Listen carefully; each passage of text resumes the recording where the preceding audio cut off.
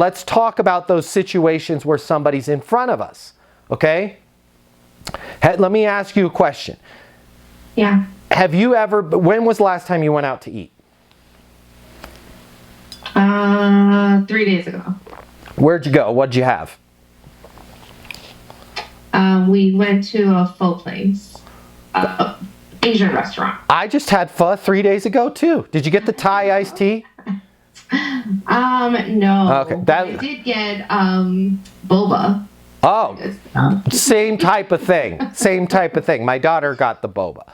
Here's the thing. When you got your pho, when you got your boba, were you offended? Did you sit down and eat there? I'm assuming you sat down and ate there, yes? Right. Mm-hmm. Were you offended that the person that brought you your boba tea brought a boba tea to another table? Was that offensive to you in any way? No. Were you offended that there was other people also eating in the restaurant and they got their food? No. Right. So I want us to remember that we've never been offended when we go to a restaurant and the person that's working with us, that's helping us serve our food, is serving other tables. We're so unoffended by that we give them a tip at the end, 20%. Wouldn't it be great as leasing professionals if we got 20% tip? Man, that would be awesome. For sure, right? Oh, let me go. The lease is $2,000. Let me kick you back $4,800 because that's 20% of the value of this lease, right? We'd all be gajillionaires, right? We're so not offended by this in a restaurant setting that we give that person a tip. We give them money. We have to remember this when we're working with somebody at our community, okay? As long as we're skillful with it, they're not going to be offended. And there's a way that not only can we take that phone call, but we can actually put ourselves in a better position to get the lease from the person that we're talking to. Because there have been people, and I get why they did this. And you may have had somebody tell you this in the past, and I'm not trying to say they were wrong, but let me just give you a different perspective. I have heard other trainers, and I get it, I understand why they're saying it, say, hey, the person in front of you is the most important person. When you are talking to somebody, do not answer the phone, do not get interrupted, do not do anything else. Okay, I get it, I understand. And if we have other associates in the leasing office, I would hope that they have your back and they're like running and grabbing that phone, okay? But that's not always the case, especially when our community is busy. Sometimes there's nobody there to back us up, and we have a choice. Do I answer the phone and interrupt my conversation that I'm having with Wendy, or do I continue my conversation with Wendy and let that call go to voicemail? And I would say 97% of leasing consultants continue to have their conversation with Wendy and let the call go to voicemail. Let me give you a different philosophy on that. Moving is stressful. By survey, most stressful life event. Moving is scary. Wendy's got a lot of stuff to think about. Just like, would you like it when you went to pho and boba tea or wherever you go, Italian place, doesn't matter the restaurant, if your server stood there staring at you the whole time, you get the menus. Want to hear about our specials? No, I'm good. I just want to look at the menu. Oh, no problem. Take your time. Right? It would be creepy. It's no different in leasing an apartment. Sometimes that person, Wendy, who I'm talking to, actually needs a few seconds to what I would call ruminate. Ruminate means she's going to think about the decision she's about to make. She's starting to really think about it. Is this the place? Do I like the parking here? Do I like the view? Do I like the kitchen? Sometimes it's good not only in a restaurant setting, but in a leasing setting to give that other person a few moments to ruminate, to think about what the decision that they're about to make. Makes it easier for them to make a decision. If we're hovering and in their face all the time, they can't have that pause to go, should I do this? Yeah, I deserve it. Let's go for it. I'm going to get the third floor one, right? I'm going to spend the extra money, okay? So there's a skillful way that we can give Wendy some time to think about it and at the same time increase our buzz about the community. Everybody wants to eat at the restaurant that everybody wants to eat at. Everybody's got that breakfast place, right, that you go to on Saturday morning, Sunday morning, and there's the line out the door, and you're like, oh, come on, but the pancakes are delicious. And they're like, it'll be 15, 20 minutes, and everybody's standing out there like a herd of cattle waiting for their name to be called. They don't want to drift too far away because Matt, party of two, No, Matt, Dave. Oh, wait, no, it was me. Sorry, you missed your chance, bud. No pancakes for you. Try again next week, right? Like we can create that type of buzz by simply saying this. If I'm talking to Wendy and the phone rings, oh, hey, Wendy, we have been slammed here. Everybody wants to live here. Just trying to be fair. Do you mind if I grab this really quick? And that took 4 seconds. Okay, that's 1.5 rings. Ring, ring, ring. Hey, Wendy, we have been slammed here. Everybody wants to live here. We're trying to be fair. Do you mind if I grab this?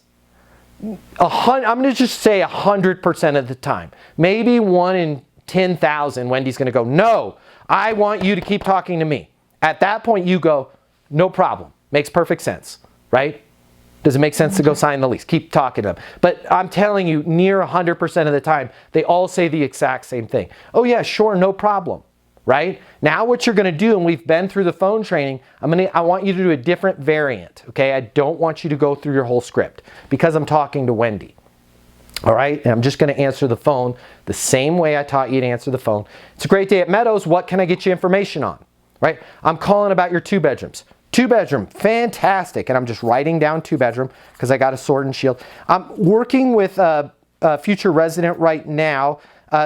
What's the best number for me to call you back personally as soon as I finish up this tour? Yeah, sure. Call me on my mobile. It's 303-803-7372. 303-803-7372. Perfect. My name's Matt. What's your name? It's Sabrina. Sabrina. Perfect. As soon as I finish up with our future resident here, I'm going to call you at 303-803-7372. Yeah, that works for me. Cool. Thanks, Sabrina. Thanks, Wendy. Sorry about that. Everybody wants to live here. Okay. Not only was I able to get Sabrina's name and number, okay, and she will wait a respectful amount of time for me to call her back before she calls another apartment community. And when I call Sabrina back, Sabrina's going to be like, wow, that's the place that's really busy, right? Because now I can call Sabrina, hey, it's Matt Easton. We spoke a couple minutes ago. Thank you. I was just finishing up a lease there. What can I get you information on? Right now I'm rolling right back into my script. And it's like now I have all the power. I also have all the power with Wendy. Because when I come back to Wendy, what have I subconsciously said to Wendy? Wendy, if you don't sign this lease, Sabrina at 303-803-7372 is on deck. Now, some of you may be saying to yourself right now, aha, that's pretty smart. I like that. However, Matt Easton doesn't live in the real world. Because in the real world, not everybody that calls my apartment community is calling to lease an apartment, are they? No? They're not, right? It's Wendy calling to see where her Amazon package is. Mike calling to see if his looked on the portal and he paid his rent, but it's not showing that his rent was paid. It's Randy, the maintenance guy, calling to say that he's running late. It's Phil, the sprinkler repair guy, calling to see if somebody can shut off the water main, right? You get other calls. It's Wendy from your team wanting to know where your TPS report is, right? Check this out though. Let's say I'm talking to Wendy, prospective resident, phone rings. Hey, Wendy, we have been slammed here. Trying to be fair to everybody. Do you mind if I grab this? Yeah, sure. No problem. Go ahead. Ring, ring. It's a great day at Meadows. What can I get you information on? Hey, Matt, it's David here at corporate. We don't have your TPS report. Hey, David, fantastic. I'm working with a resident right now. What's the best number for me to call you back? And I'll call you back as soon as I finish up the lease here, right? David's going to pick up on what you're putting down if he's at corporate, right? He's like, oh, okay, yeah, finish that up. Call me here. My direct line's 303-803. Perfect, David. I'll call you 303-803-7372. Right? Now when I hang up the phone, I'm going to look at Wendy and I'm not going to say, that was my boss wanting my TPS report. I'm going to just say this. I'm also not going to lie and say it was a prospective resident. I'm just going to say this. Wendy, thank you so much for letting me grab that. We have been slammed here. Everybody wants to live here. Right? Boom. Now Wendy's by default is going to assume that was another renter. Okay? Ring, ring, ring, ring, ring. Hey, Wendy, we have been slammed here. Do you mind if I grab this real quick? We're just trying to be fair to everybody. Yeah, no problem. Ring, ring. Hey, Matt, it's Barry with Barry Sprinklers. We're here in the back. We're hoping we can get the water main shut off. Awesome, Barry. Hey, I am finishing up with a prospect right now. What's the best number for me to call you back directly? I'm out here on my mobile, 303-803-7372. Perfect. I'll call you back as soon as I finish up here. Right? Everybody on the phone says the exact same thing. And then let's say I see Mikey on my maintenance team. I could say, Wendy, hold on one second. Hey, Mikey, call Randy. He's out there. They don't even have to hear me say that, right? But I'm telling you guys, you have to do 9 times less work if we just answer the phone. Why would we have to do 9 times less work? Because it takes 10 times after you've missed the call. Yeah, because the phone first, you have to follow up 9 different times. Absolutely right. On average, it's going to take 9 more attempts to get back to them, because if we let the call go to voicemail and we call them back, they're going to let us, it's Murphy's Law, they're going to let us go to their voicemail. Then they're going to call us back, and guess what? If we get in a habit of, I'm talking to a resident, I'm making follow-up calls, I'm on a tour, I'm on the whatever it is that I'm doing, I can't answer the phone. When we make it a habit that we can't answer the phone, life happens around us, and then there's always a reason not to answer the phone, which is why our call sheets are showing that 50% of the time we're not answering the phone, because there's 100% of the time you can find a reason not to answer the phone, right? So we just have, we just have to say, I'm going to do it. All right. I just gave you a great talk track when a prospect is in front of you, when a resident is in front of you, to be able to, same thing with a resident, right? Let's say Karen walks in and wants to know whose dog pooped in front of 407. Ring, ring, ring. Hey, Karen, do you mind if I grab this? We've been gangbusters here. Everybody wants to live here. Just trying to be fair. Yeah, go ahead, right? It's a great day at Meadows. What can I get you information on? Yeah, I was calling about your 2 bedrooms. 2 bedrooms, fantastic.